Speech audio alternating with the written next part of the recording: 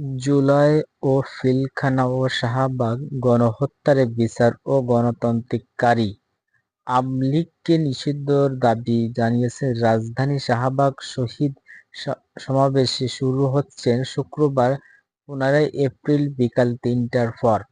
শাহবাগের জাতীয় জাদুঘরের সামনে ইনকিলাব মঞ্চের ব্যানারে এই সমাবেশ শুরু করেছেন।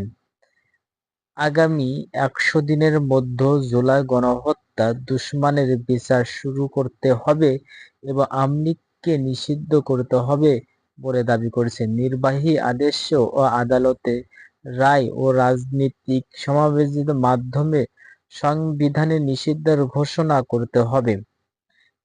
2 শাপলা চত্বরের ঘটনা রাষ্ট্র ও স্বীকৃতি দেওয়া জাতিসংঘে একটি তদন্ত কমিশন গঠন করে শহীদদের তালিকা প্রকাশ করতে হবে বলে মন্তব্য করেছেন। আব্দুল ফুয়াদ সাহেব বলছেন যে যারা এই 17 বছর আমাদেরকে নির্বাচন করতে দেয় নাই তাদেরকে এদেশে আর রাজনীতি করতে দেওয়া হবে না। আমরা কয়েকটা দফায় আমরা বিভিন্ন টকশোতে বিভিন্ন আন্দোলনে বিভিন্ন সময় আমরা কয়েকটা দফা আমরা তুলে ধরেছি।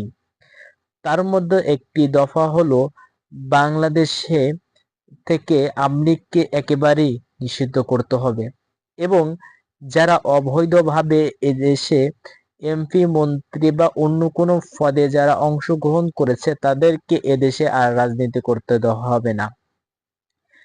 বিশ্বের প্রতিটি রাষ্ট্রই আছে যারা ওই পরাজয় স্বীকার করে, অর্থাৎ যারা যুদ্ধক্ষেত্রে পরাজয় স্বীকার করে তারা আর পুনরায় আর রাজনীতি করতে পারবে না। এটা রাষ্ট্রীয়ভাবে এটা আপনাদেরকে এই দায়িত্বটা নিতে হবে বলে মন্তব্য করছেন আব্দুল ফুয়াদ সাহেব।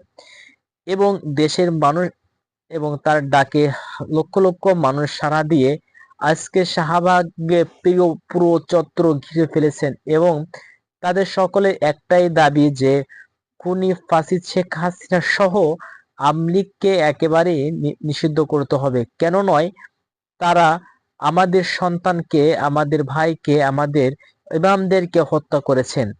এরা 5 মে শাপলা চত্বরে তারা হেফাজতে ইসলামের সাদা পোশাকে আলেমদেরকে বিনা অপরাধে তাদেরকে হত্যা করে ফেলেছে। তাদের অনেকের লাশ আমরা ভারতীয় জঙ্গলের ভিতর থেকে আমরা পেয়েছি। প্রশ্নটি হলো আমাদের যে আমাদের ঢাকায় শাহবাগে এই দুর্ঘটনা ঘটেছে, তাহলে ভারতের জঙ্গল থেকে কিভাবে আমরা লাশ খুঁজে পাই? শুধু তাই নয়, 1 বছর